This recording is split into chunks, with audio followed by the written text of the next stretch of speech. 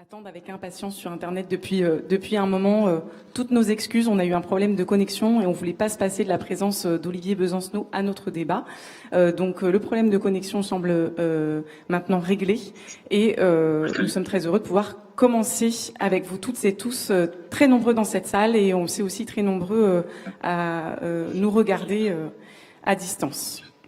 Alors nous y voilà, en cette fin de session des débats de nos amphis pour ce sempiternel débat stratégique qui est en fait un peu un incontournable de toutes les universités d'été et qui suscite manifestement l'intérêt qu'on pourrait toujours un petit peu résumer par la question que faire. Et cette année, pour nous, ce débat, il s'inscrit dans un contexte quand même très particulier et on espère que ce contexte particulier pourra se voir aussi au périmètre déjà des personnes présentes, qu'on remercie d'être là avec nous.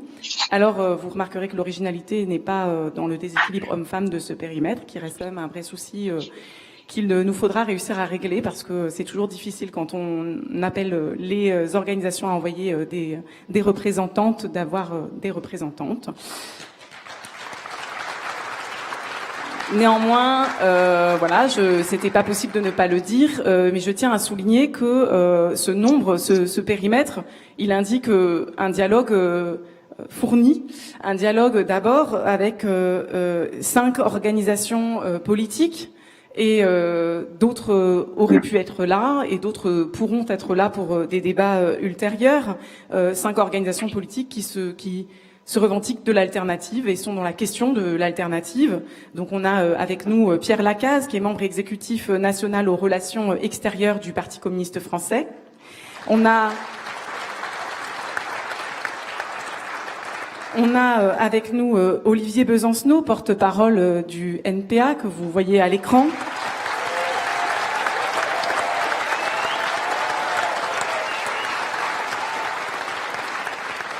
On remercie aussi pour sa présence Bastien Faudot, qui est animateur national de la gauche républicaine et socialiste.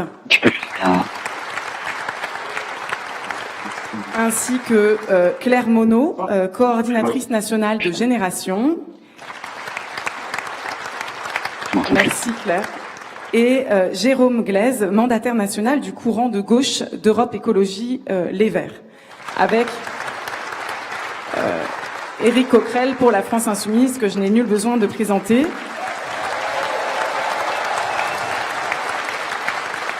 Mais ce que je tiens à souligner dans ce périmètre-là, d'abord, c'est le nombre de ces organisations politiques avec lesquelles on a envie de discuter dans le moment précis où nous sommes, dans le contexte sur lequel on aura l'occasion de revenir. Ça ne veut pas dire qu'on ne pourrait pas discuter avec d'autres. On aurait pu avoir avec nous des membres du Parti ouvrier indépendant. On aurait pu avoir avec nous Christian Paul, qui sera là demain, si j'ai bien noté. On aurait pu avoir avec nous la gauche démocratique et sociale. Et évidemment, ces discussions-là pourront avoir lieu avec elles et eux dans d'autres cadres. De toute façon, notre nombre et puis le retard pris fait que il y aura un peu un défi de concision pour chacun et chacune d'entre nous ce soir, mais ce n'est qu'un débat parmi plein d'autres que nous pouvons avoir. Maintenant, ce que je voulais vraiment souligner aussi, c'est la présence dans ce débat, non pas seulement d'organisations politiques, mais de gens qui représentent des organisations associatives et syndicales. Et pour nous, c'est très important. Donc, le plaisir de présenter Aurélie Trouvé, qui est porte-parole d'Attaque, ainsi que Benoît Tess, qui est secrétaire général de la FSU. Et quelque part, il nous place dans la continuité de la conférence, la table ronde qui a eu lieu juste avant, enfin il y a un peu plus longtemps maintenant à cause du retard pris, mais dans ce même amphithéâtre, conférence qui réunissait des organisations membres du cadre Plus Jamais Sain.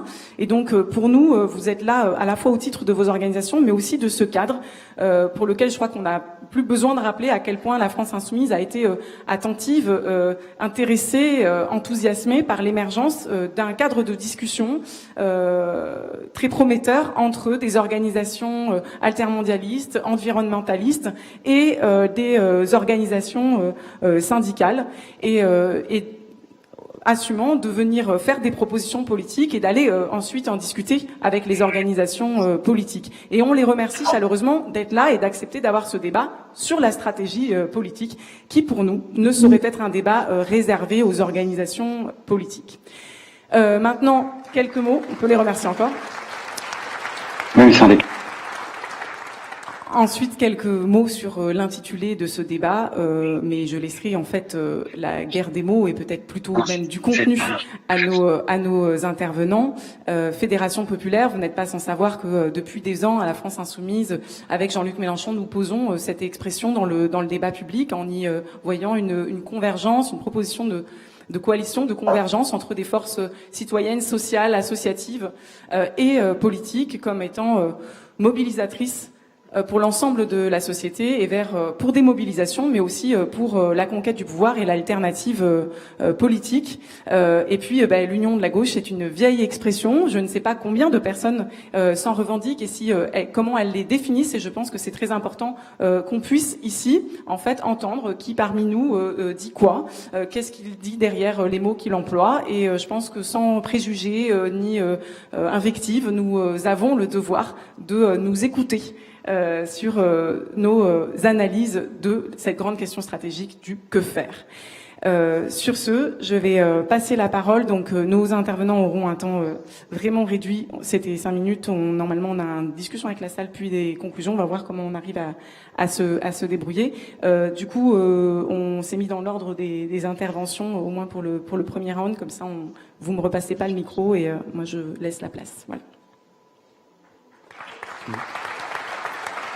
Merci beaucoup, merci de l'accueil et à mon tour donc de vous remercier pour cette discussion en 5 minutes. C'est vrai que c'est toujours un peu une gageure, mais le sens de ma présence ici, c'est qu'effectivement nous sommes intéressés par tous les débats qui peut y avoir à gauche, à la fois sur le fond et à la fois sur la stratégie. Vous dire très rapidement que pour nous, il y a un principe d'indépendance de la sphère syndicale, du syndicalisme. Je sais que c'est débattu, je sais que parfois ça fait y compris des remous chez vous parce que vous aimeriez davantage d'implication, davantage de liens peut-être organiques entre mouvement syndical, mouvement politique pour converger plus facilement, plus rapidement. Et pourtant, je pense véritablement, alors tout ça peut bouger, évidemment, je dis ça, ce sont pas des dogmes, ce sont pas des positions arrêtées pour l'éternité. Dans l'histoire, les syndicats ont été parfois alliés, parfois en concurrence directe, parfois dans des configurations différentes.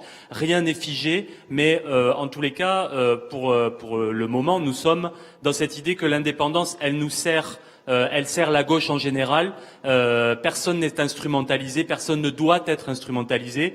Et personne ne doit rouler pour personne, parce que très vite, c'est ça la difficulté stratégique où on peut être. Par contre, une fois que j'ai dit ça, indépendance ne signifie pas indifférence.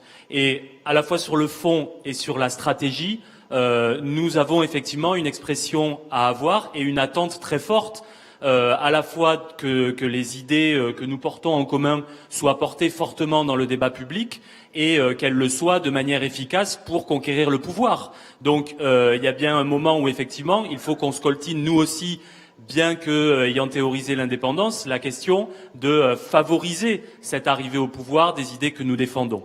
Alors ensuite, il y a évidemment la question et donc nécessité d'un dialogue approfondi, de nouvelles modalités de dialogue. Je pense que il faut développer les choses beaucoup plus qu'on le fait actuellement pour échanger véritablement sur les questions de fond.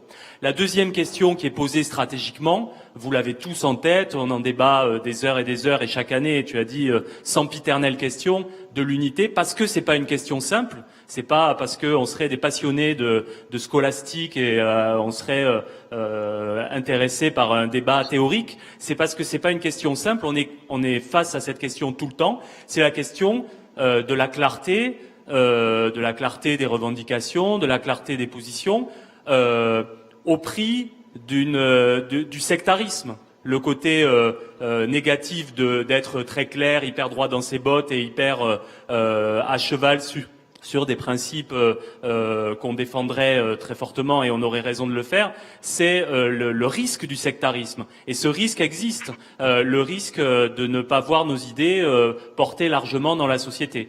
On a à peu près les mêmes problématiques en tant qu'organisation syndicale.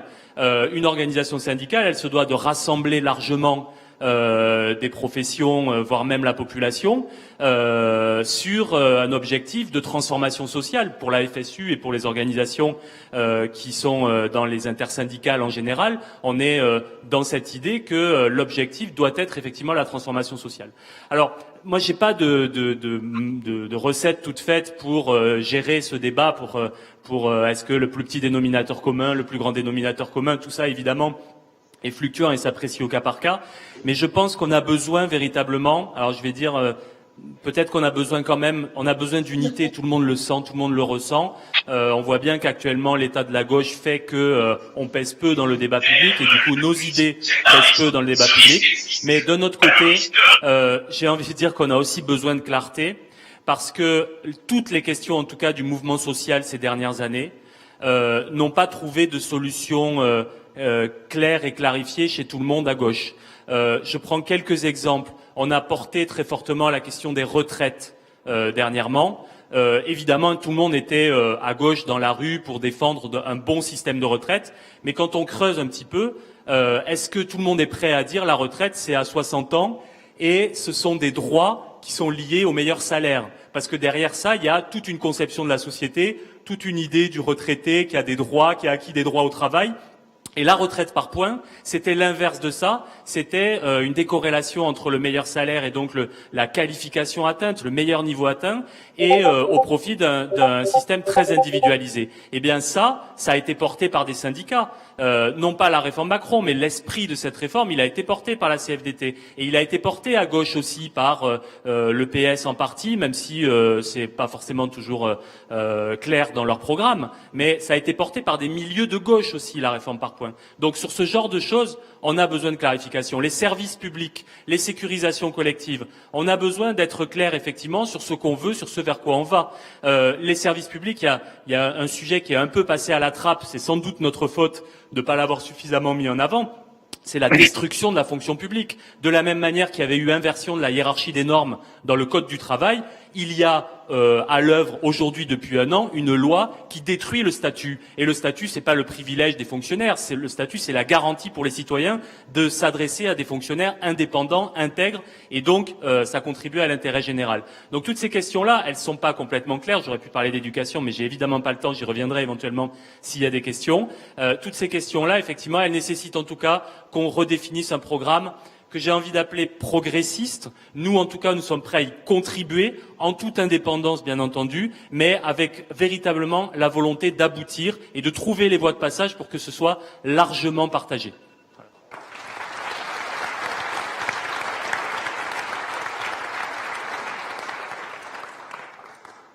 Je mets mon chronomètre. Je n'entends plus. C'est bon? Ouais. Non, je voulais d'abord revenir sur la notion de gauche, parce que tout dépend de ce qu'on entend par gauche. Et moi, j'ai envie de parler ici de gauche sociale et politique. C'est-à-dire que la gauche, pour moi, c'est pas que la gauche des partis politiques, c'est aussi la gauche constituée de tous les mouvements qui ont été extrêmement forts depuis ces dernières années. Évidemment, les Gilets jaunes, le mouvement pour les retraites, le mouvement climat, les mouvements contre les grands projets inutiles et imposés, enfin tout un tas de mouvements contre les réformes de l'enseignement supérieur et de la recherche, enfin etc. Voilà. Et finalement, cette gauche, elle est aussi construite à partir de valeurs communes qu'on partage, et c'est aussi la question d'abord de la lutte contre l'exploitation du travail par le capital, le partage des richesses, la démocratie, etc. Donc il y a un contenu quand même derrière ce mot gauche. Alors c'est vrai que ce mot gauche a peut-être été dévoyé, abîmé par des gouvernements qui sont dits de gauche et qui étaient en fait de droite. Bon, je pense au gouvernement Hollande évidemment. Mais voilà, est-ce une raison pour repousser ce mot gauche? Moi, je pense pas. Alors, la question de la fédération populaire, ça peut être porteur, mais je pense que c'est pas suffisant. Ça ne dit pas, pour moi, ça ne dit pas les valeurs, le projet qu'on va porter au nom du peuple. Et il peut y avoir plusieurs projets portés au nom du peuple. Or, le mot gauche réintroduit ces valeurs historiques communes portées porter ensemble, quoi. Et bien au-delà, je dirais, des partis politiques, parce que je considère que nous, comme en tant que mouvements associatifs et syndicaux, les réseaux auto-organisés, les mouvements comme les Gilets jaunes, on fait de la politique, en fait. On fait bouger les lignes. Idéologique, culturelle, parfois même on a des victoires trop partielles, trop limitées, mais ça nous arrive d'avoir des victoires. Et voilà, en faisant ça, on fait de la politique. Et je pense qu'il y a pas de gauche, de réelle gauche au pouvoir, sans société à gauche, et donc sans mouvements sociaux très forts qui irriguent cette gauche-là dans la société. Et du coup, je pense aussi qu'il est important de continuer, de repenser nos rapports, et tu l'as dit très bien, entre partis, forces politiques et mouvements sociaux, pour qu'on soit capable, dans le respect de l'indépendance des uns et des autres, de construire du travail, des mobilisations communes. Et quand je dis indépendance, ça n'empêche on le sait ici, je suis sûre que c'est le cas d'une majorité, il y a plein de militants qui sont à la fois dans des partis politiques, dans des associations, dans des syndicats. Ça n'empêche absolument pas ça, mais je pense pourtant, en tant que structure, je pense que cette question de l'indépendance, elle est importante, sans pour autant, je dirais que ça n'empêche pas ces mobilisations, ce travail commun qu'à mon avis, on ne fait pas encore suffisamment, quoi. Et dernière chose sur le mot gauche, je pense que, de mon point de vue, il faut y associer l'idée d'écologie. Pourquoi? Parce que la gauche, historiquement, elle a pu aussi, une partie en tout cas, soutenir le productivisme, soutenir que la domination de la nature par l'homme, soutenir que la production pour la production et que la croissance matérielle et énergétique au niveau global était favorable au bien-être général. Je pense qu'aujourd'hui, on est rattrapé par les limites de la planète, qu'on ne peut plus penser comme ça à gauche, y compris pour des questions sociales. Je pense que l'écologie est une question profondément sociale aujourd'hui, et donc je pense qu'il faut y associer les deux, c'est-à-dire à la fois la gauche et à la fois l'écologie politique pour construire un projet porteur pour la société. Et quelque part, je pense cette alliance entre préoccupation de fin du monde, on en a parlé au débat tout à l'heure, c'est ce qu'on a essayé en tout cas nous de construire dans Plus Jamais Ça, en partant du contenu. C'est-à-dire que l'unité, comme tu disais, unité ok, mais sur quoi ? Et donc, on est parti, de mon point de vue, sur des bases de critique radicale systémique, c'est-à-dire on a une crise du système, on veut changer de système. À partir de là, on construit sur le contenu, on a fait un appel, on a fait un plan de sortie de crise, etc. Et nous rejoint, et pourtant, on a réussi, je pense, à avoir un arc de force relativement large du point de vue associatif et syndical, en dépassant très souvent nos cultures, nos approches militantes, réunir CGT, Greenpeace, FSU, Oxfam, Attac, etc. C'était pas évident au départ. Et on y est arrivé, je pense, c'est sans doute, de mon point de vue, parce qu'on est parti du contenu, avant de se poser la question des organisations, et de nos logiques d'organisation. Et pour finir sur, parce que évidemment la question est posée, sur, tu parlais 2022 et les échéances électorales. Moi, je pense, qu'on pourra espérer une gauche qui gagne, une gauche écologique sociale qui gagne en 2022, que si, on forme un projet politique sur des bases radicale systémique, de rupture, évidemment avec le système, et qui s'appuie sur un mouvement politique qui soit pluraliste, qui soit démocratique, et qui sans doute aussi dépasse les clivages des partis actuels, mais qui s'appuie aussi, je finirai là-dessus, sur la dynamique des mouvements sociaux, des mouvements écologistes, là où il se passe plein d'innovations, il se passe plein de choses extraordinaires, et je crois que cette richesse, il faut pouvoir aussi l'inclure, tout en respectant cette indépendance des structures, l'inclure dans la dynamique qui pourrait, à un moment donné, favoriser ou amener à une gauche au pouvoir, j'espère, dans les années qui viennent. Voilà.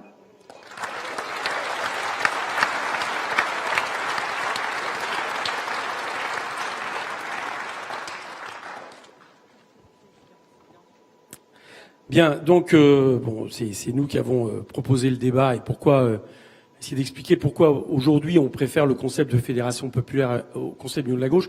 Moi, je suis d'accord avec Aurélie, il faut partir du contenu. Voilà. Je pense qu'il faut partir de l'idée, pas seulement parce que ce serait nécessaire, pas seulement parce que ce que montre la crise du Covid aujourd'hui, c'est un échec total du libéralisme, c'est-à-dire du tout marché pour résoudre les problèmes de l'humanité, mais aussi tout simplement parce que je ne crois pas qu'une force qui ne pose pas la question de la rupture claire avec le libéralisme, ou appelons-le le capitalisme financiarisé, parce que c'est la même chose, sera capable de gagner si les prochaines échéances électorales, sera capable de poser une question d'alternative, sera capable de faire face non pas seulement au duo Macron-Le Pen, parce que je suis pas sûr que Macron sera au deuxième tour. Ça, mais en tout cas, au duo qui inévitablement sera le représentant du libéralisme et de l'extrême droite, s'il n'est pas clair sur la question du libéralisme. Et le problème aujourd'hui de l'union de la gauche, moi, je ne sais pas si à un moment donné, on pourra récupérer le terme de gauche pour définir un projet commun. Mais je crois encore que quand on regarde un petit peu ce qui se met sur l'éventail, on voit que c'est encore trop tôt. La question du passage de Hollande, la question du fait que la principale force de gauche de ces dernières décennies, je parle du Parti socialiste, depuis au moins la question du traité concilier européen et de 2005, étant passé du côté de l'accommodement avec le libéralisme, je ne crois pas que ce que nous avons vécu avec le macronisme, c'est-à-dire qui a récupéré une partie de cet électorat pour aller vite social-libéral, je ne crois pas que il est résolu pour autant le fait qu'on pourrait aujourd'hui, avec une nouvelle colonne vertébrale qui serait l'écologie, penser qu'on va proposer une alternative qui irait en gros de proche du pouvoir actuel, type Mathieu Orphelin, jusqu'à la gauche radicale. Et c'est pas un problème d'ego. Ça ne se résoudra pas uniquement par le fait de choisir le bon candidat. D'ailleurs, il faut remarquer que certains l'ont tenté en 2017, et nous, on avait prévu leur échec. Je parle des socialistes, avec des primaires de gauche. Qu'est-ce qui s'est passé? À Montgagne, la première chose que font Valls, de Rugy et autres, ils soutiennent Macron. Parce que derrière ça, c'est des problèmes de projet. Et donc, ce qu'il faut poser avant tout, c'est le fait qu'il ne peut pas y avoir de rassemblement s'il n'y a pas quelque chose de clair sur le projet qui pose la question de l'écologie, mais pas seulement, qui pose en gros les trois fondamentaux qui ont toujours été celles du camp de l'émancipation, la question de l'écologie, la question sociale à travers la remise en question de l'appropriation privée des moyens de production, ou en tout cas du tout marché, et la question de la souveraineté, c'est-à-dire la question de la démocratie qui gouverne le peuple ou le marché. Ça, c'est la première chose. Donc on part du concept du projet. Pourquoi fédération populaire? Parce que quelque part, justement, autant le mot union de la gauche qui nous laisserait dans l'impératif justement de marier, de faire un grand écart entre des gens qui sont pour l'accommodement avec le libéralisme et d'autres qui sont pour rompre, ce qu'il y a d'intéressant dans le terme fédération populaire, c'est le mot populaire.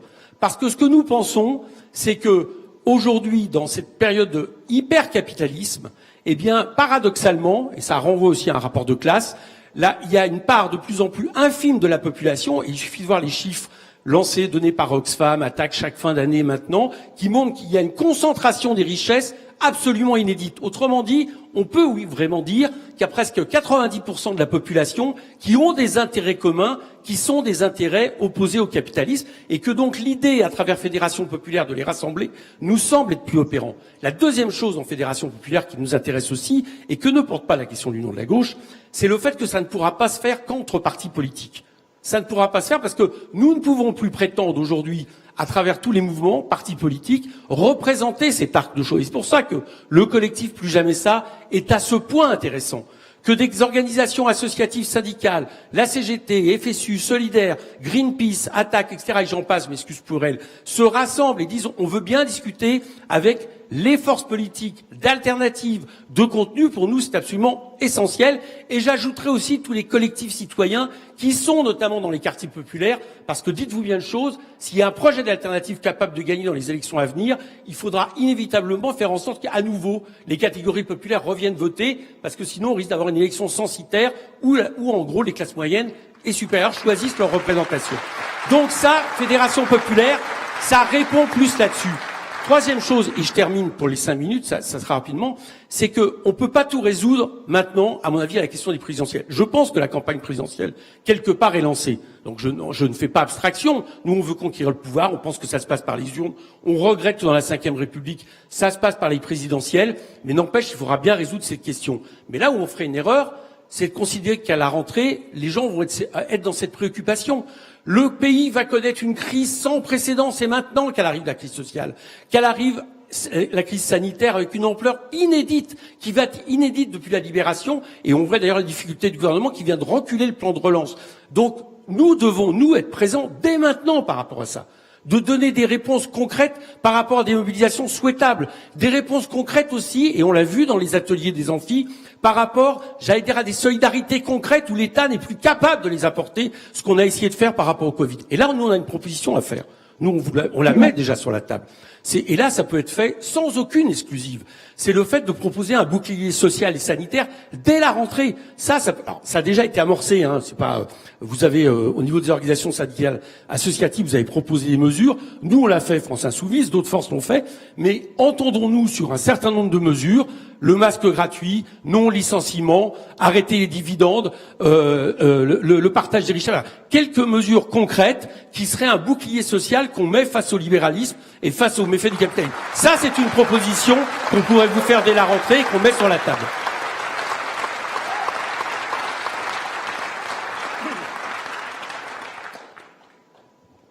Bonjour tout le monde. D'abord, merci pour l'invitation. Je vais d'abord commencer par dire d'où je parle.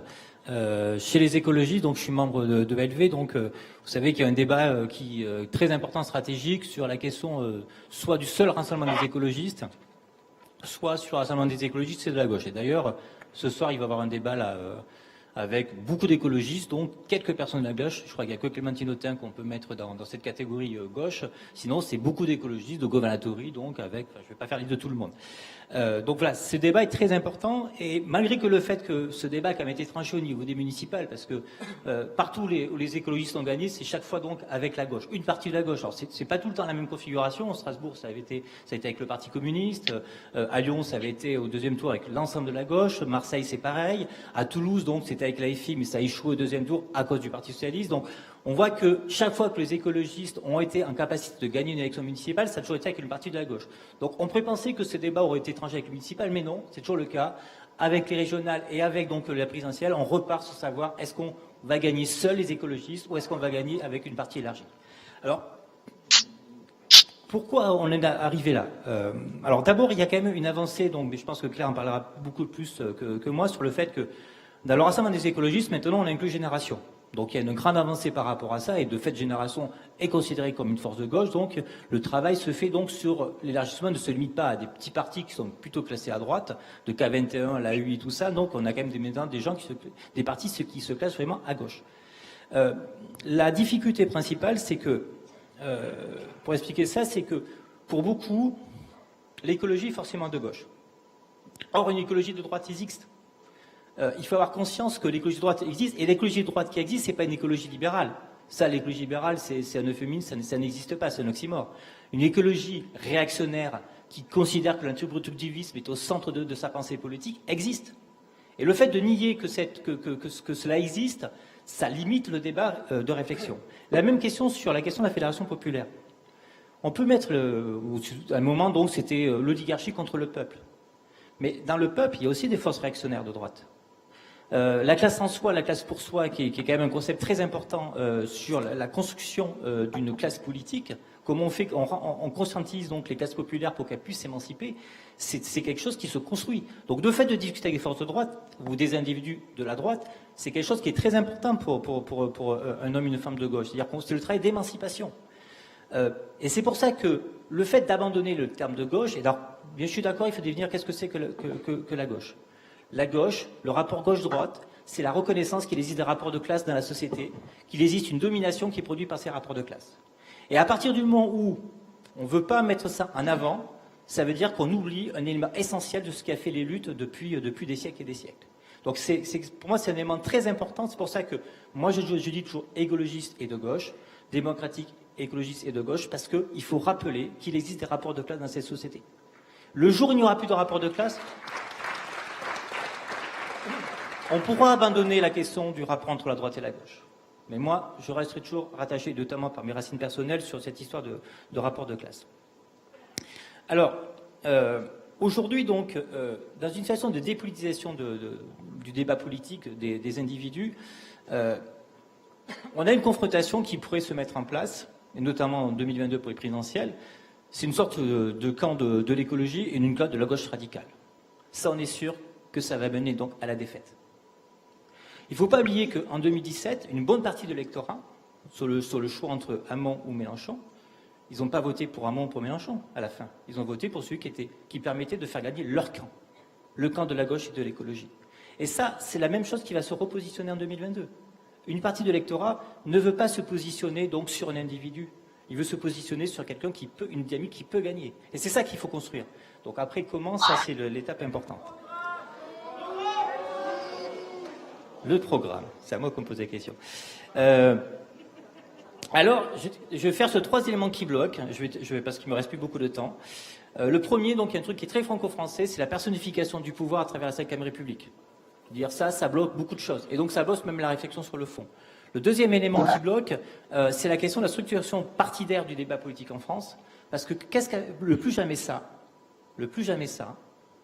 ils ont fait le travail des partis politiques. Aujourd'hui, les partis politiques sont incapables, par rapport à la proposition que tu fais, les partis politiques sont incapables de proposer un projet commun sur un sujet. Il y a 10-15 ans, on pouvait le faire, on le faisait, y compris avec le Parti socialiste. Et donc sur la question des retraites, on n'a pas réussi à le faire. Il y a une tentative qui a été faite, mais qui n'a pas réussi. Tout le monde n'était pas présent à la fin. Tout le monde n'était pas à la fin sur les retraites. Donc voilà, donc ces difficultés-là sont là, il va falloir faire avec.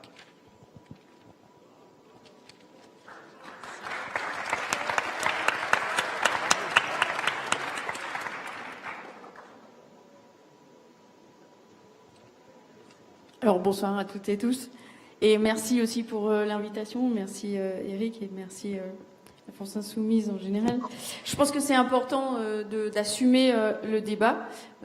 En l'occurrence, nous sommes venus, Jérôme et moi, de Pantin, puisque se déroulent en même temps les journées d'été des écologistes, qui pour la première fois sont des journées d'été en co-construction entre 6 formations politiques.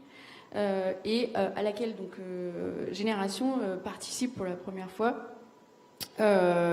Comme une première marche, une première action dans un programme et dans une lignée qui remonte à déjà 2017. Alors, l'intitulé Fédération populaire ou Union de la gauche, j'ai envie de dire qu'il y a aussi une alternative que nous incarnons, enfin que j'incarne en tout cas, qui est celle de l'idée que l'écologie peut rassembler la gauche. C'est ce que nous sommes en train de construire. Comme le disait Jérôme, nous intégrons maintenant un dispositif qui aujourd'hui, enfin traditionnellement, qu'on appelait maison commune, qu'on appelle aujourd'hui pôle écolo, qui n'a pas vraiment de nom, mais qui n'est ni la Fédération populaire, ni l'Union de la gauche.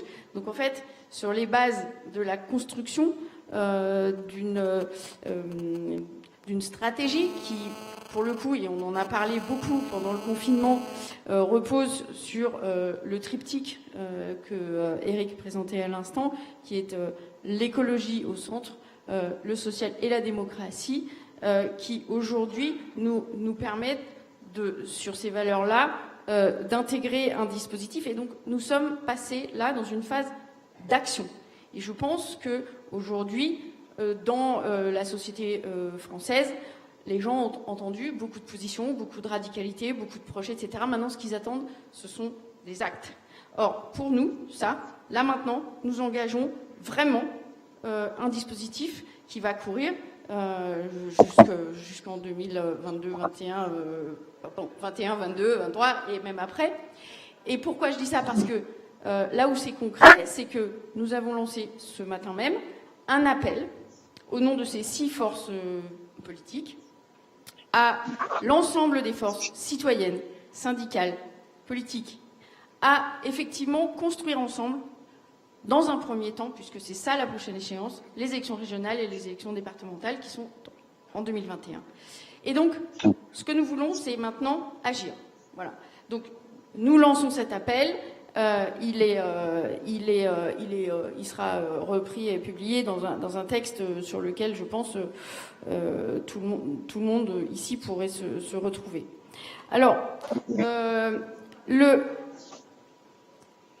aujourd'hui, on est dans une situation où, face à un gouvernement qui s'échine à faire renaître le monde d'avant, dans ce fameux plan de relance qui est une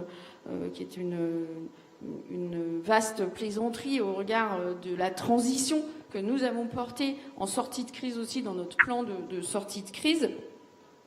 On voit bien, comme le disait Sarah en introduction, la volonté et le besoin qui s'exprime partout de rassemblement. Nous traçons des chemins aujourd'hui. Qui aujourd'hui peut dire je sais comment ça va se passer dans 6 mois, dans 1 an, et singulièrement dans 18 mois. Nous sommes dans une période, je pense, et c'est le sens de ma présence aujourd'hui, si nous n'intégrons pas pour l'instant tout de suite cette fédération populaire, ou si nous cheminons parallèlement, nous avons échangé très souvent, nous nous croisons dans les luttes, dans les manifestations, nous sommes ensemble à de nombreuses reprises pour exprimer ce projet, cette radicalité, cette opposition face à la situation telle qu'elle est conduite aujourd'hui. Et donc, nous disons, aujourd'hui, nous engageons ce processus autour de l'écologie que nous mettons au centre de ce rassemblement. Alors, ça c'est pour la stratégie de la construction. Sur l'aspect de la perspective, en termes de dynamique, nous pensons vraiment et nous souhaitons que cette action, cette façon de nous engager et de montrer que l'on fait ce que l'on dit, permet l'engagement d'une dynamique avec laquelle on reste, et c'est pour ça que je suis là, en discussion les uns les autres, pour voir comment les suites, les mois prochains, se construisent. Voilà.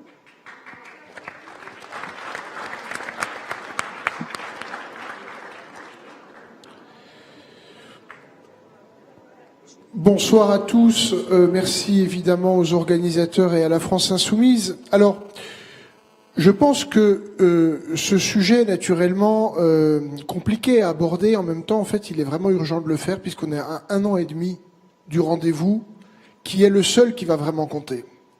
Je ne dis pas que les élections départementales et régionales ne serviront à rien. Elles auront une utilité dans le débat institutionnel. Mais au regard de la gravité, de la profondeur de la crise politique que nous sommes en train de traverser, c'est une prise de pouvoir au niveau national qui pourra engager demain les changements auxquels les uns et les autres nous aspirons profondément. De ce point de vue, je veux dire la chose suivante. Avant de venir, j'ai croisé une dame à Belfort qui savait que je venais. Elle me dit vous allez vous mettre d'accord, hein, tous à gauche. Je dis ça. Je suis pas sûr. On verra. On va tout faire pour. Elle me dit parce que vous pouvez plus. Écoutez bien ça. Vous ne pouvez plus nous mettre dans la situation dans laquelle on s'est retrouvé en 2017, à devoir choisir entre Emmanuel Macron et Marine Le Pen. Un clivage en carton-pâte, c'est-à-dire à devoir choisir entre la cause et la conséquence. Parce que c'est ça le choix dans lequel on a essayé de ne pas, mais c'est retrouvé le peuple et les citoyens, se sont retrouvés les citoyens français. Donc ça, c'est une question, une ardente nécessité, et je pense que c'est à l'aune de la gravité de ça que nous devons prendre les mesures nécessaires et réagir. Alors bon, je rentre pas trop dans le débat. Enfin, je vais m'en tirer par une pirouette. Entre Union de la gauche et Fédération populaire. Nous, à la GRS, depuis la fondation du parti, on a appelé ça Nouveau Front populaire. C'est pas très original, puisque évidemment, Nouveau Front populaire, on fait référence à l'ancien, mais ça permet de renvoyer à un imaginaire auquel les gens se raccrochent. Le Front populaire, c'est une expérience politique sans doute unique, en tout cas au XXe siècle, dans cette forme-là, dans laquelle était articulée étroitement et une alliance entre les partis politiques, et je souligne ici qu'il y avait à l'époque les radicaux, en plus du parti socialiste, du parti vraiment socialiste, j'entends, la SFIO de l'époque, et le parti communiste, mais il y avait aussi les radicaux qui étaient une fois en alliance avec la droite, une fois en alliance avec la gauche. Donc on était dans un prisme politique large. Et à cela était articulé un mouvement social, la sédimentation de lutte, et tout cela a été conçu, pensé, sinon ensemble, mais en tout cas concomitamment.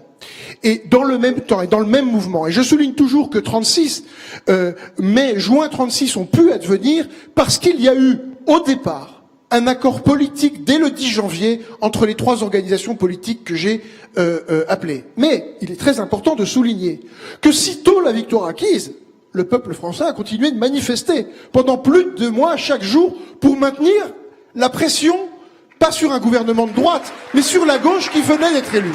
Donc, c'est cela que nous devons réussir, en fait, en quelque sorte. Alors, il s'agit pas de regarder ça avec une nostalgie, puis de se dire, ah là là, mais je pense que c'est un marqueur auquel ça suscite des rites, un imaginaire, auquel nous pouvons, en tout cas, je pense, faire mention ensemble. Alors, moi, vous l'aurez compris, je ne suis pas non plus pour qu'on abandonne le terme de gauche. Pourquoi ? La gauche, elle existe depuis la Révolution française. J'ai assisté juste avant à deux tables rondes d'historiens. Et en fait, elle existe depuis la Révolution française. Elle a été malmenée à de nombreuses reprises dans cette histoire de plus de 2 siècles. La dernière fois, on en a un souvenir assez vif. Et elle a surmonté des crises d'une toute autre ampleur que l'élection d'Emmanuel Macron et la crise politique que nous traversons aujourd'hui. Elle a surmonté 2 guerres mondiales, un empire, la restauration de la monarchie, un second empire. Donc la question centrale, en fait, de ce point de vue-là, c'est comment nous sommes capables de rendre toute la teneur au clivage gauche-droite. Les Français, je le crois profondément, ne veulent pas abolir le clivage gauche-droite. Ils se désespèrent qu'il ait été synonyme d'indistinction. Et c'est ça la question centrale, c'est-à-dire quel contenu on lui redonne. Voilà, donc ça je pense que c'est vraiment un enjeu très important. Et alors je vais donc balayer très rapidement l'objectif politique qu'on pourrait se fixer ensemble. Alors on y va vraiment à gros traits, pardon, hein, mais bon, moi j'appelle ça l'abolition de la société de marché. L'abolition de la société de marché, c'est pas l'abolition du marché. Il y aura toujours du marché de gré à gré.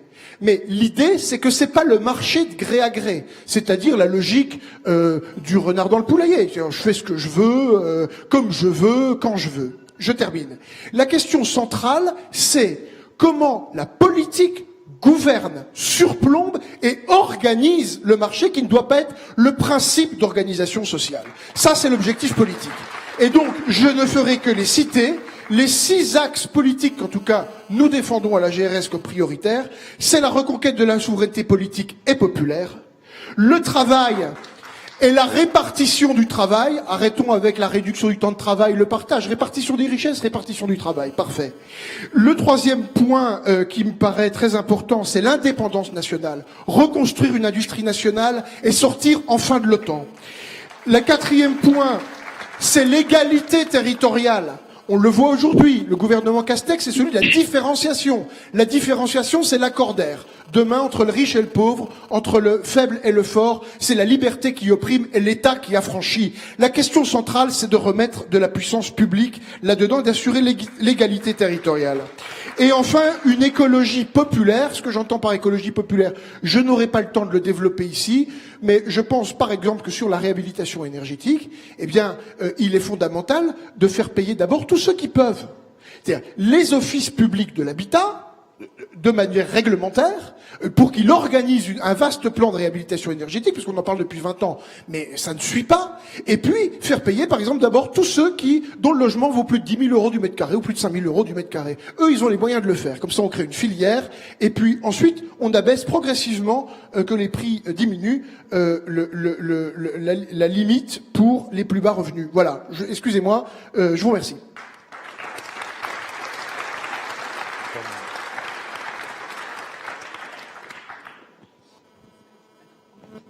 Alors, est-ce qu'on m'entend là? On m'entend? Olivier, si tu Oui. nous entends, voilà, on voulait te. Je sais pas si vous m'entendez. On t'entend. On te propose de nous dire ton avis en 5 minutes comme les autres intervenants avant que Pierre Lacaze termine ce premier tour. On t'écoute. Bah d'abord, je suis ravi qu'il n'y ait pas de problème technique avec nos relations, ce serait dommage. Voilà. Donc, je vous apporte un grand salut fraternel de notre université d'été qui se tient en ce moment même à Port-le-Cadre. J'aurais aimé être présent, sincèrement, même sous forme d'hologramme, mais il paraît que l'idée était déjà prise. Mais en tous les cas, on tenait à répondre présent. J'ai croisé un sur des piquets de grève. Et je voudrais saluer tous les camarades de la France Insoumise. On se côtoie régulièrement, fréquemment, dans les combats sociaux, politiques. Et c'est important qu'on prenne le temps pour essayer en effet d'aller plus loin. Je crois que c'est vrai en général. on va avoir besoin de se serrer les coudes parce que, et au-delà de nos deux organisations, bien entendu, parce que là, on est en train de vivre une situation absolument inédite, une situation historique où l'histoire de l'humanité est en train de dérailler, et on est en train de vivre une bifurcation de l'histoire. C'est pas simplement l'urgence sociale telle qu'on la connaît, c'est pas simplement la crise économique d'un système capitaliste qui a probablement atteint ses limites, objectivement, même dans le cadre de la mondialisation. Walter Benjamin disait que le capitalisme allait jamais mourir et ne mourra jamais de mort naturelle et qu'il faudrait l'aider à mourir. Il avait pas. On peut peut-être même imaginer un nouveau système d'exploitation encore plus autoritaire, capable d'opposer une alternative à tout ça. Et quand on ajoute en effet l'ampleur de la contre-révolution anthropologique actuelle, il y a une urgence absolument historique dans notre camp de se serrer les coudes et d'avancer ensemble sur les questions stratégiques au-delà des combats du moment qui sont absolument nécessaires. Maintenant, je rejoins Eric et Aurélie sur une chose, c'est la nécessité de prendre la question de l'unité en point d'honneur, en essayant de répondre à un moment au rendez-vous qui nous fixe précisément la situation telle qu'elle est, telle qu'on voudrait qu'elle soit, telle qu'elle est dans le cadre de la crise sanitaire, notamment qui plombe la rentrée sociale et politique. Ça veut dire être ensemble présent au maximum sur tous les fronts, comme on a pu l'être, mais pas tous et toutes, malheureusement. Au moment des Gilets jaunes, sur la grève historique des retraites, et d'ailleurs un des enjeux, c'est d'avoir la peau définitivement de cette réforme des retraites et de jamais laisser dire que c'est...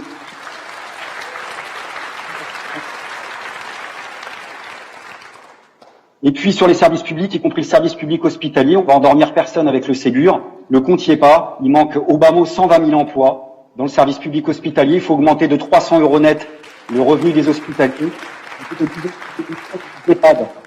Ça représente beaucoup d'argent. Nous, on est au NPA, on a estimé ça à 12 milliards. C'est discutable, c'est beaucoup d'argent. Mais quand on voit les chèques en blanc que fait le gouvernement en ce moment à des groupes industriels qui licencient, on pense que c'est une responsabilité commune. Et puis, amis et camarades, on a une responsabilité commune à pas oublier les migrants dans cette situation, à s'adresser à tous ceux et toutes celles violence intime, le fait de ne pas pouvoir se déplacer comme ils l'entendaient, de faire comprendre à tous et toutes, par l'action, qu'en effet, la liberté de circulation est un droit inaliénable, qui vaut pour tous, qu'on soit en France, ou qu'on vive dans le Sud, qu'on soit français ou qu'on soit immigré. Et ces responsabilités, on l'a aussi en commun. Et si on prend tous ces combats sociaux, tels que l'urgence nous l'impose, et de l'urgence sanitaire, je continue à penser qu'on a une responsabilité commune, je crois que vous l'avez abordé, à assurer, par exemple, ça va peut-être paraître terre à terre ce que je vais dire, mais assurer ensemble un maximum la distribution de masques gratuits à ceux et celles qui n'en ont pas les moyens. Je pense que c'est au mouvement social, au mouvement à ouvrir leurs locaux, à mettre à disposition les forces militantes pour le faire, quitte à les réquisitionner, quitte à les fabriquer. Il y a eu des ateliers de couture qui se sont créés aussi dans les quartiers populaires, pourquoi pas. Je dis pas ça simplement pour faire du terre-à-terre, mais pour répondre donc à la question qui est posée, comment dénouer la question de l'unité, en effet, du contenu et des questions stratégiques au-delà des intitulés. Après sur intitulé, je vous avoue que j'ai quand même une petite option. L'unité de la gauche, pardon de le dire, mais en 30 ans d'alternance libérale, on y a eu droit. Et si une majorité, si aujourd'hui 90% de la population ne fait plus la différence entre la gauche et la droite, c'est pas la faute de la droite. Parce que quand la droite est au pouvoir, elle mène une politique de droite.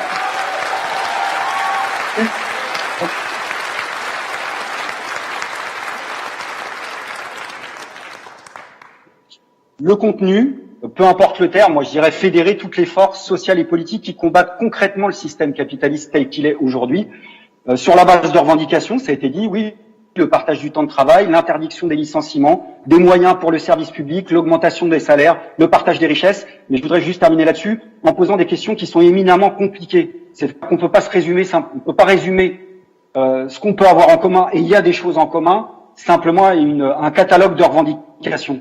Si on veut pas raconter d'histoire à ceux et celles qui sont exploités, opprimés, et qui n'ont pas besoin de nous pour savoir pourquoi ils le sont et pourquoi il faut combattre, alors il faut expliquer comment on imagine ensemble donner les moyens d'aller chercher les richesses là où elles sont. Il faut commencer à dire là, hop, et ça pose une question essentielle qui est celle de la propriété, qui est une question éminemment stratégique, mais qu'il va falloir poser au maximum qu'on pourra pour notre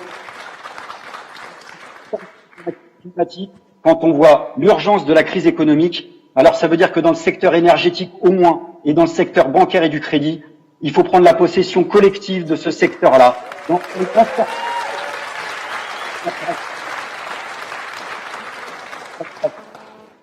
Donc bonne chance pour vos travaux. Je vais rester à la discussion jusqu'au bout sous forme d'hologramme, voilà, et en espérant que les combats des semaines et les mois à venir nous resserrent dans ces discussions dont on a besoin, en positif cette fois-ci, et pas simplement en termes de résistance, même si on en aura besoin. Merci beaucoup.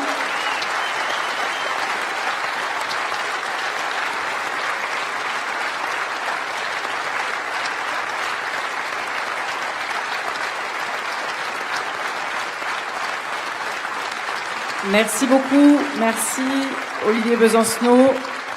Je crois qu'on a la confirmation qu'on est content de t'avoir parmi nous et d'avoir attendu que se règle ce problème technique. Pierre, c'est à toi pour terminer ce premier échange.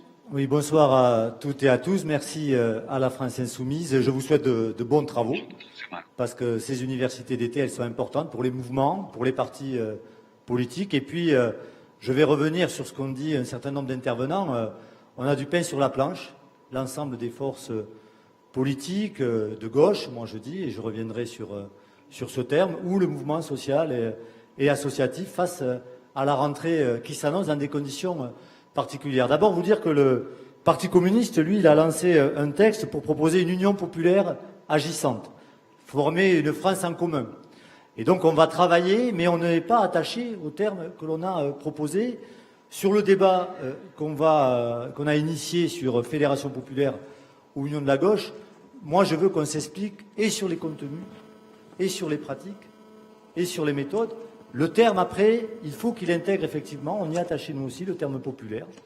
On est plus sur rassemblement populaire que sur fédération, on est un peu rétif aux questions de fédération. Et puis, dans ce que vous avez proposé en avril 2019, que vous avez mis en place au municipal, dans ce que vous aviez annoncé sur cette fédération populaire, l'idée que les partis politiques, le mien, Parti communiste, mais les partis politiques dans leur ensemble, s'inscrivent dans les fédérations, nous on pense qu'on n'est pas obligé de s'inscrire dans une structure qui fédérerait pour travailler ensemble.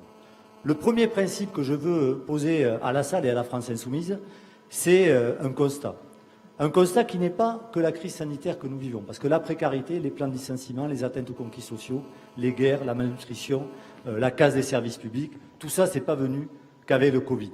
C'était avant et ça continue maintenant. Donc pour nous, on dit, il faut se rassembler sur la fin du capitalisme. Il faut se rassembler sur une société post-capitaliste. Alors nous, c'est le communisme, vous, c'est l'écosocialisme. Il y a le socialisme, il y a l'écologie, et il y a les mouvements sociaux, et les mouvements syndicaux. Et c'est ce rassemblement qu'on appelle. Et dans ce rassemblement, il y a la gauche. Parce que la gauche, Olivier se trompe, c'est pas les 30 ans passés. La gauche, c'est beaucoup plus. Ça a été le mouvement trotskiste et ça l'est toujours. C'est les partis politiques, mais c'est des millions d'hommes et de femmes qui, sur des générations entières, se sont mobilisés. Oui, il y a eu trahison, il y a eu d'autres trahisons avant le gouvernement Hollande. Nous, on a dénoncé, vous le savez, les choix à un moment donné de François Mitterrand et de son gouvernement. On a eu des conflits à gauche. On a des discussions, on n'est pas du même parti. On a donc des appréciations communes, mais je crois qu'il faut qu'on débatte de la société post-capitaliste. Est-ce qu'on arrive à se mettre d'accord? Je ne dis pas qu'il faut rejoindre les propositions du Parti communiste, mais est-ce qu'on arrive à se mettre d'accord que sur les enjeux écologiques, sociaux, économiques, démocratiques aujourd'hui, ça a été dit, il faut une autre société. Nous, on a évoqué socialisme, communisme, on peut là aussi travailler sur ces questions. Mais je crois que ça, c'est important et c'est ce qu'on propose. Et on pense qu'il faut faire rêver et qu'il faut donner de l'espoir. Et effectivement, il y a une attente sur les rassemblements, mais les rassemblements doivent se faire dans la clarté et la transparence. Moi, je rejoindrai la question des nationalisations qu'a évoqué Olivier Besancenot, mais je le dis aujourd'hui dans la crise sanitaire, la nationalisation, un grand groupe public de la pharmacie et du médicament, ça n'a jamais existé dans ce pays.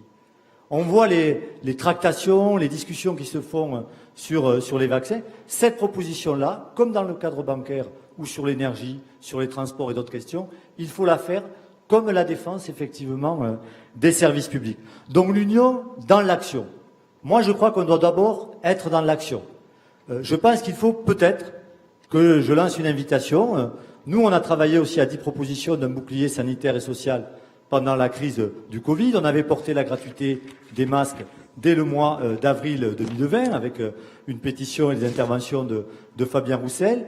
vous avez vu que le gouvernement d'Emmanuel Macron vient de reporter l'annonce du plan de relance. Est-ce qu'on est capable, les partis de gauche, les organisations syndicales ou associatives, de regarder quelles attentes on a, nous, vis-à-vis de ce que va être annoncé dans le plan de relance, notamment sur une question qui me semble essentielle. Moi, je viens de la région toulousaine. Il y a trop d'abus aujourd'hui.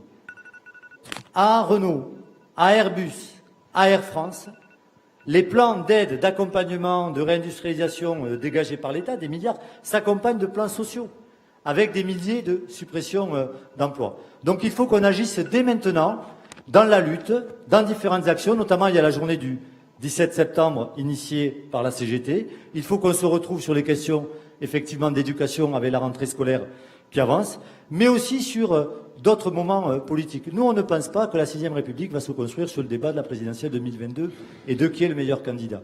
On est d'abord sur la construction du projet, sur l'acceptation de nos différences. Nous, on conçoit que tout le monde ne soit pas communiste. On n'admet pas qu'on n'entende pas, ou qu'on n'écoute pas le fait que le Parti communiste propose des choses. Et on entend les propositions sur l'écosocialisme. Donc on peut construire ça. Une deuxième question, ça a été dit, c'est en 2021, en mars, est-ce que la gauche, les forces de gauche, les partis représentés ici et d'autres sont capables de s'unir avec des têtes de liste de tous les partis? Parce que la droite, il y a le programme, et je l'ai dit, c'est ma première position. Il y a le deuxième, l'acceptation de la différence, et donc l'acceptation de l'union. Parce que ça, si on n'accepte pas les autres, même si on a travaillé un compromis sur le projet ou le programme, je crois que c'est compliqué. Donc les régionales et départementales, moi je ne crois pas qu'il faille les sauter. D'ailleurs, tout le monde en fait une campagne pré-présidentielle. Et puis je le dis ici tranquillement, parce qu'il y a un contexte très grave, c'est l'abstention, le désintérêt politique des millions d'hommes et de femmes de gauche désespérés qui ne votent ni pour vous, ni pour nous, ni pour d'autres. Donc ceux-là, à un moment donné, il faut les reconquérir. Mais n'oublions pas ce qui vient de se passer. La majorité des grandes villes de France ont basculé à gauche au moment de l'élection municipale, dans le cadre d'union de la gauche, avec des formes dans certaines villes, je pense à Marseille, au printemps Marseille, où on a associé aussi les forces syndicales associatives en tant que telles. Donc ça peut marcher aussi, cette union de la gauche, pour laquelle le Parti communiste se prononce, avec la question d'une union agissante et populaire. Merci Pierre pour ces propositions. Alors, j'ai une bonne et une mauvaise nouvelle. Donc la bonne nouvelle, c'est qu'on n'est pas obligé de quitter la salle maintenant. La mauvaise nouvelle, c'est qu'on est obligé de la quitter vers 45-50, notamment parce qu'on est très heureux de pouvoir accueillir en avant-première le film de David Dufresne. Je crois que vous serez très nombreux à vouloir le voir. Donc ce que je propose, c'est que vu qu'il y a quand même un certain nombre de propositions qui ont été mises sur la table lors de ce premier tour, on se redonne rapidement un deuxième tour, peut-être en reprenant un peu le même ordre, en donnant la possibilité peut-être à Éric au nom de la France Insoumise, puissance invitante, de conclure un peu les échanges, enfin conclure provisoirement évidemment, puisque tout ça, j'imagine, ne manque pas d'avoir soulevé beaucoup de questions parmi vous et de nécessiter des discussions futures. Hein. Donc on est à une unique étape à cette heure. Je te repasse du coup la parole. On se dit du coup 2 minutes, hein, si mes calculs sont bons. Voilà. Oui, bon, je m'attendais pas à avoir la parole aussi vite, donc ça ira très vite. D'abord, effectivement, rappeler qu'il y a une rentrée et que le caractère, j'ai envie de dire, dramatique ou en tout cas grave de la situation nous oblige tous et toutes à préparer les choses en termes de mobilisation forte, et donc on sera en soutien le 17 septembre à l'initiative de la CGT. On l'a pas encore complètement décidé, mais c'est ce qui va se faire dans les prochains jours. Surtout, il va falloir construire avec les personnels au plus près du terrain, parce que en face, on a quand même une instrumentalisation très forte de la crise et du coup un rouleau compresseur aussi qui est en train de dérouler toutes ces conséquences. On n'a pas le temps d'en parler, mais on va être effectivement, je reprends les mots d'Éric, dans une situation dramatique. et face à laquelle il va falloir construire des choses. Et sans cette construction-là, il y aura rien qui se passera au niveau politique de toute façon. Donc effectivement, avoir un œil attentif sur les mobilisations. Et du coup, ça me permet de répondre à la proposition qui a été faite par Éric, mais qui a été faite aussi sous d'autres formes par d'autres. Effectivement, bouclier social et sanitaire, mesures concrètes, presque des choses, comme on a dit à un moment, ras des pâquerettes, quoi. Il va falloir effectivement défendre des choses concrètes et se mettre véritablement autour de mots d'ordre communs. Ça, nous y sommes prêts parce que justement, ça donne à voir une action qui est très concrète, qui est très en prise avec les réalités. Et c'est ça qu'il va falloir construire. Et c'est pas complètement évident, mais en tout cas, c'est à ça qu'on va s'atteler.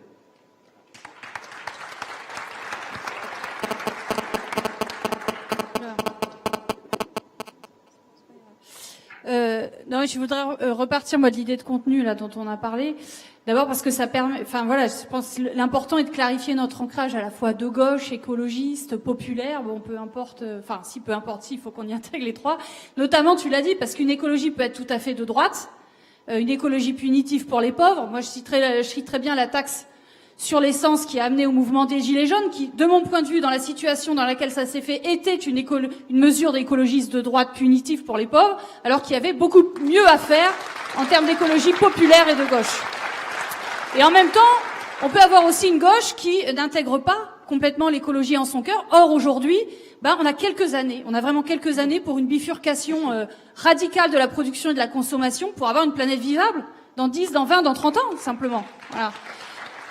Et puis, je dirais, pour finir, le contenu, ça nous permet peut-être aussi, parfois, il me semble, de régler des questions qui sont compliquées pour nous. Et on en a parlé au débat précédent sur l'Europe, par exemple. Si on part d'un contenu, si on dit qu'on veut une politique nationale locale de bifurcation écologique et sociale, en partant de ça, eh bien oui, on a besoin de désobéir à certaines règles de l'Union européenne.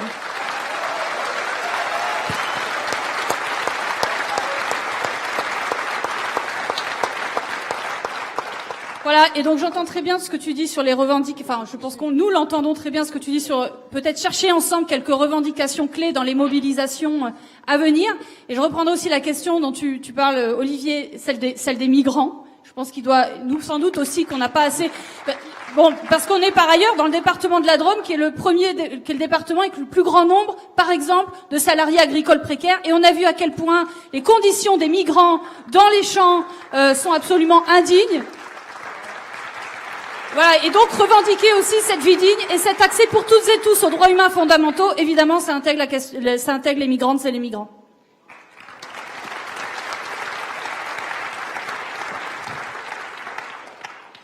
Oui, tout à l'heure, on m'a interpellé sur la question du programme. Le programme.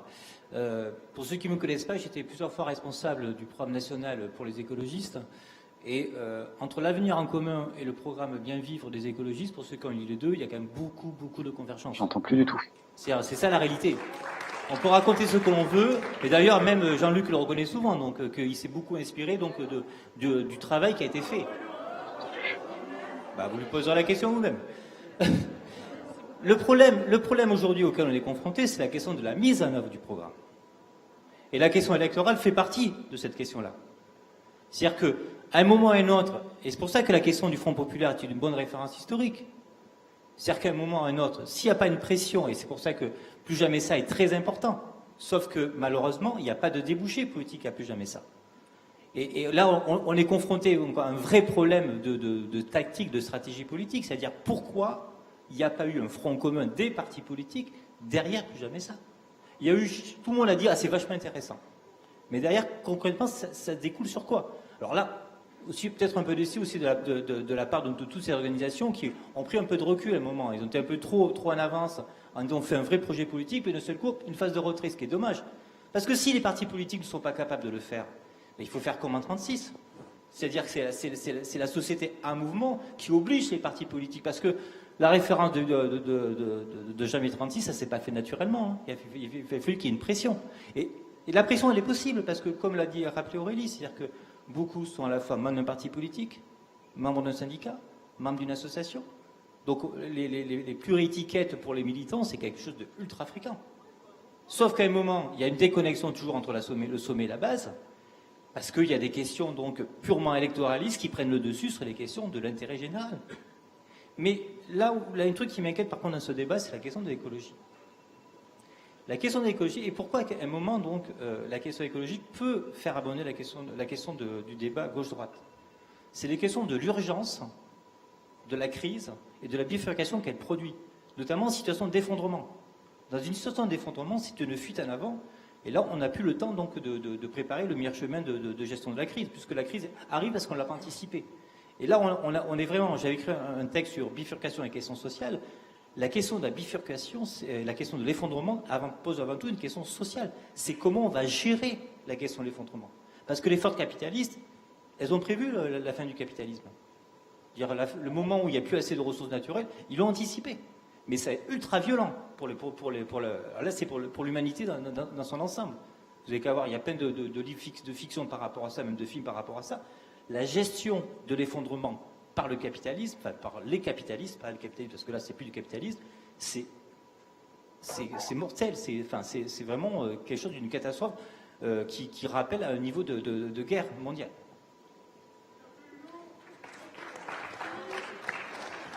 Ça marche ? Ouais. Alors, voilà, c'est très court. Moi, ce que je voudrais dire, c'est donc la radicalité du projet que nous portons et là où on a envie de se retrouver et de débattre, c'est vraiment sur cette rupture avec le productivisme, c'est-à-dire comment on l'a construit. On est dans le faire, vous m'avez comprise là depuis tout à l'heure, je ne reviens pas sur les questions principielles, je m'attache à la façon dont nous pouvons mettre en œuvre un certain nombre de mesures emblématiques.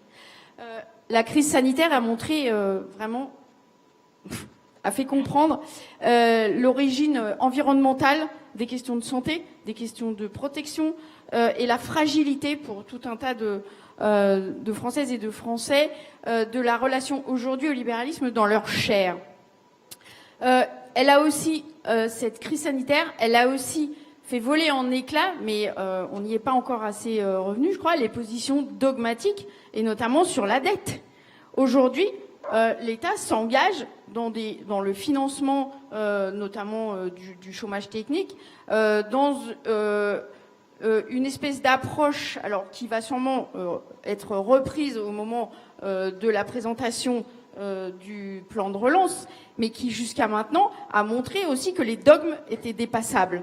Nous, sur cette base-là, on a envie de dire que chiche, dans ces cas-là, allons-y et proposons la mesure qui est revenue spontanément et naturellement et qui ouvre de nouvelles perspectives, qui ouvre une nouvelle société, qui ouvre une nouvelle protection et qui permet de poser la question de tout un chacun dans la société et dans la vie, qui est celle de la mise en œuvre du revenu universel d'existence. Excusez-moi d'y revenir, mais cette mesure-là, elle est emblématique parce qu'elle correspond réellement dans notre société aujourd'hui à une réponse à l'ensemble des questions qui sont posées.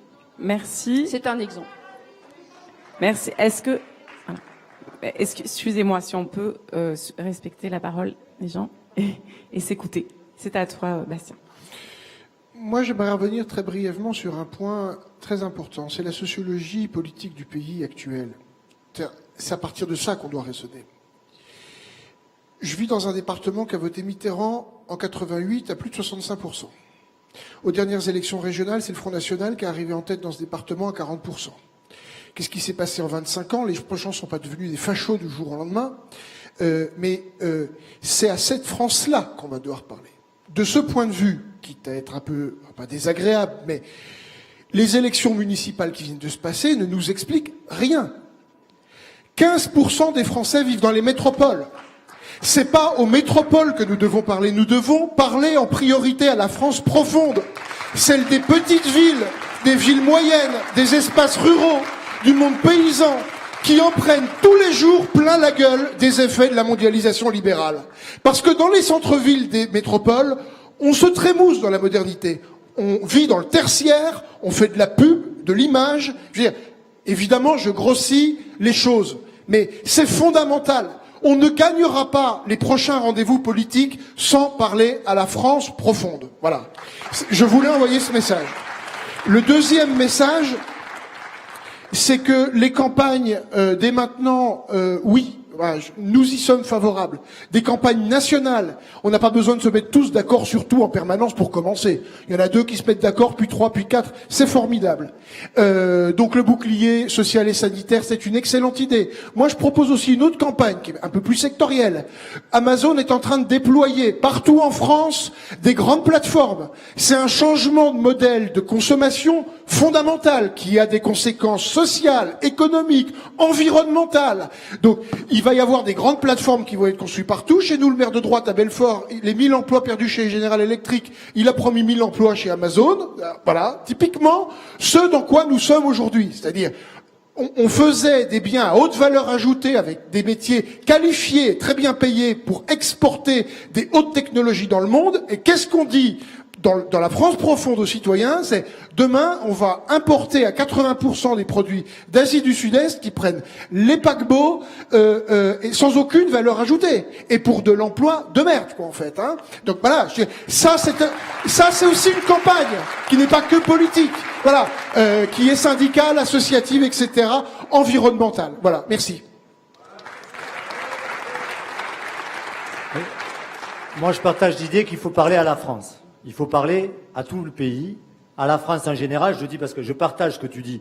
Il faut parler au monde rural, semi-urbain, aux campagnes. Mais les métropoles, c'est pas la caricature que tu en fais. Moi, je viens d'une grande ville dite de gauche, de Jaurès, Toulouse, mais une grande ville populaire, où les quartiers sont dans la ville, où il y a beaucoup de précarité, beaucoup de chômage, et il n'y a pas que des gens qui font de l'image, de la techno et tout ça. Donc, parlons à la France. Et la France est un grand pays, avec une histoire révolutionnaire, qui a inventé effectivement le rapport gauche-droite, et c'est ça pour nous qui est important. Mais dans ce rapport gauche-droite, ça a été dit par le représentant de la gauche d'Europe Écologie Les Verts, nous on tient à ce que la question du rapport de classe soit présente, du rapport capital-travail. Parce que c'est sur ça qu'on a beaucoup perdu, à la fois dans la gestion de certains gouvernements, mais aussi parce qu'on n'a pas su gagner sur des mouvements sociaux face à des gouvernements officiellement de droite. Cela. Donc on a cette question-là de victoire politique. Il nous faut des victoires politiques qui ne soient pas que la perspective d'une victoire électorale, mais des victoires politiques réelles. Et puis parler sur différents projets. Moi, je suis aussi d'accord. Nous, on travaille sur la question de la protection aujourd'hui de l'individu. On a bien sûr, avec la création de la sécurité sociale, beaucoup d'attachement à ça, mais on défend la question d'une sécurité, emploi, formation tout au long de la vie, avec la question de protéger et d'avoir une vision de société. On est plutôt d'accord, nous, sur l'idée de nouveaux fronts populaires, Union populaire agissante, mais pour nous, la référence au front populaire, effectivement, je crois, est intéressante. Pourquoi il n'y a pas front commun? Je pense qu'il faut aussi qu'on se dise les choses. Aujourd'hui, ça a été vu au moment des élections européennes, il y a un morcellement à gauche et il n'y a plus de leadership. Mais chacun espère reconstruire un leadership à gauche. Et c'est compliqué de travailler en se disant, mais non, il n'y a pas de leadership. Moi, je ne crois pas que la gauche va se reconstruire qu'autour de l'écologie.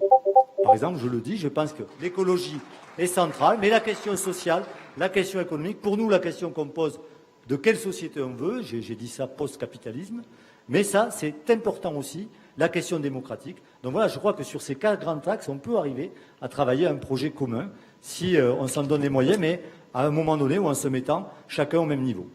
Merci beaucoup. Olivier, si tu nous entends toujours, on serait heureux de t'entendre également. Ben, je vous entends toujours. Formidable. Pour le cas pour vous aussi. Je voudrais juste rajouter 2 choses brièvement. La première sur la question de l'écologie. Je suis absolument d'accord que chacun et chacune, chaque famille politique a à balayer devant sa propre porte et à se repenser. Et c'est clair qu'on ne peut pas imaginer aujourd'hui quelconque société d'émancipation sans chercher à imaginer une société qui comprend pas simplement le rapport de l'humanité entre elles, mais le rapport de l'humanité à la nature et au vivant, compte tenu de la contre-révolution anthropologique en cours, mise en lumière à la fois par la crise sanitaire et par la crise climatique. Donc ça implique de revoir la planification, par exemple, dont on se revendique, qu'elle soit sanitaire ou autre. Il faut qu'elle soit anti-bureaucratique, il faut qu'elle soit démocratique, parce que par exemple sur la question de l'écologie, la planification, elle était compatible avec le productivisme, donc il faut aussi sortir de ça, mais à une condition, c'est pas de vendre non plus des illusions dans l'autre sens, en nous expliquant que l'écologie rassemble tout le monde en soi. L'écologie est aussi vecteur de discussion et de fractures politiques qui ont un sens. Je le dis tout net, pour nous l'écologie est incompatible avec la société marchande et avec la dictature du système capitaliste.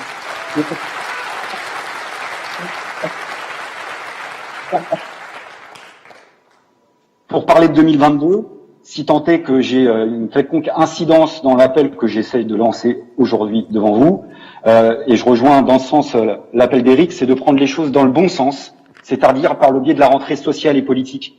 D'autant plus que le présidentialisme en tant que tel est un poison historique, dénoncé par exemple par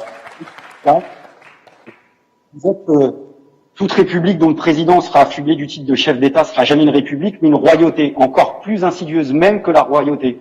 Donc il faut chercher à sortir de l'espèce de diktat qui nous est imposé par la Ve République, que je crois pas tous et toutes encore ensemble, et donc accumuler des victoires sociales et politiques d'ores et déjà, ce sera le seul moyen, à mon avis, de continuer à avancer sur les questions stratégiques et de démêler la question de cette manière-là. Par exemple, on ne vivra pas dans la même société si dans les semaines et dans les mois à venir, ensemble, on arrive à imposer, des milliards d'euros pour le service public hospitalier et qu'on ait de nouveau des centaines de milliers d'euros qui ont été ouverts. Ça, ce sera un mur porteur pour une société future. Et en effet, je crois que la crise sanitaire, elle nous fait tous réfléchir un petit peu différemment. Donc, j'espère qu'on va tous mouiller le maillot, en effet, ensemble dans les semaines et dans les mois à venir. Merci. Merci Olivier.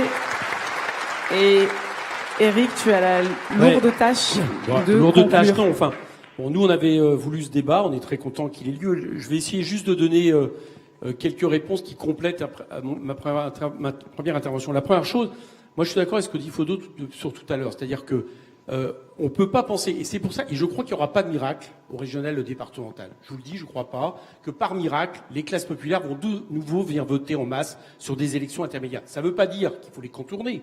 On ne peut pas les contourner.